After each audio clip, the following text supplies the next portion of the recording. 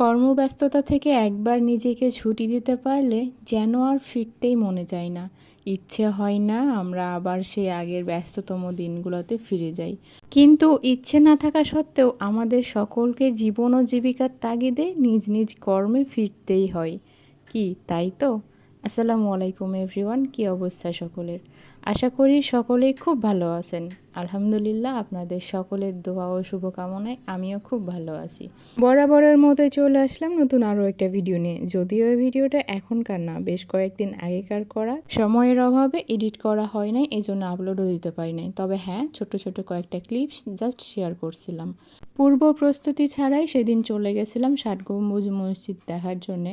যদিও অনেক দিন যাবৎ ইচ্ছে করতেছিল ৭ গম্বুজ মসজিদ ঘুরতে যাওয়ার জন্যে, বারবার প্ল্যান পরিকল্পনা করলেও বারবারই ক্যান্সেল করতে হয়েছিল। বিভিন্ন কারণে বাধাগ্রস্ত হয়েছিল আমাদের সেই প্ল্যানগুলা। তো সেই রকম কোনো প্ল্যান পরিকল্পনা ছাড়াই হুট করে সেদিন ডিসিশন নেওয়া হয়েছিল আমরা ৭ গম্বুজ মসজিদ ঘুরতে যাব। তো যেই কথা সেই কাজ, বেরিয়ে পড়লাম আমরা ঘোরার জন্যে। যদিও সকালবেলা আকাশটা খুব সুন্দর থাকলেও কিছু সময় যাওয়ার পরেই না আকাশটা ভীষণ রাগ করেছিল। ভ্যাপসা একটা গরম আর আকাশের সেই ঘন কালো মেঘটাই বুঝিয়ে দেয়। তবে তার আগেই যে ছোট্ট ছোট্ট কয়েকটা ভিডিও করতে পারছিলাম, এতেই আলহামদুলিল্লাহ।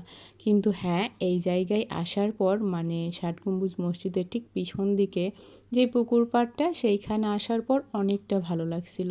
মনটা যেন শান্ত হয়ে গেছিল। কি সুন্দর ঠান্ডা একটা আবহাওয়া আসতেছিল, যেহেতু পুকুর পাড়ে সুন্দর একটা আবহাওয়া পাওয়া যায়। আর পানিতে যে পদ্মগুলো ফুটেছিল সেগুলোও ছিল দেখার মতো। এই মসজিদটা সামনে থেকে ঠিক যতটা সুন্দর, পিছন থেকে আরও বেশি সুন্দর। মানে এটা আমার কাছে পার্সোনালি মনে হয়েছে।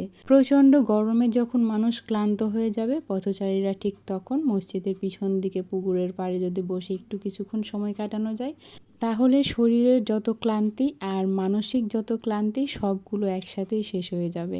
কারণ পুকুরের ঠান্ডা আবহাওয়ায় শরীরের ক্লান্তি শেষ হবে, আর অপরূপ দৃশ্যে মনের যতটা ক্লান্তি সব দূর হয়ে যাবে। আমরা সামনে যতটা সময় কাটিয়েছিলাম তার থেকে বেশি সময় কাটিয়েছিলাম পুকুর পাড়ে, মসজিদের ঠিক পিছন দিকটাই। তো যাই হোক, অনেকক্ষণ সময় কাটানোর পরে আমাদেরকে চলে যেতে হয়েছিল, কারণ আমাদের আরও অনেক ঘোরার বাকি ছিল। কেবলমাত্র আমাদের ঘোরাঘুরিটা শুরু হয়েছিল, আর তাই তো কিছুক্ষণ সময় থাকার পর আমরা সেখান থেকে বেরিয়ে চলে গেলাম আরও অন্যান্য জায়গাগুলো একটু ঘুরে দেখার জন্যে।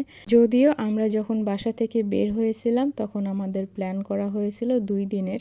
আমরা 2 দিন সেখানে স্টে করে ভালোভাবে ঘুরে ফিরে আসব। তবে পথের মধ্যে আমাদের এমার্জেন্সি একটা ফোন আসে, যার জন্যে আমাদের 2 দিনের প্ল্যানটা একদিনেই শেষ করতে হয়েছিল। তাই খুব তাড়াহুড়ার মধ্যে অল্প কিছুক্ষণ করে যতটুকু পেরেছিলাম ঘোরাঘুরি করে আমাদের ব্যাক করতে হয়েছিল।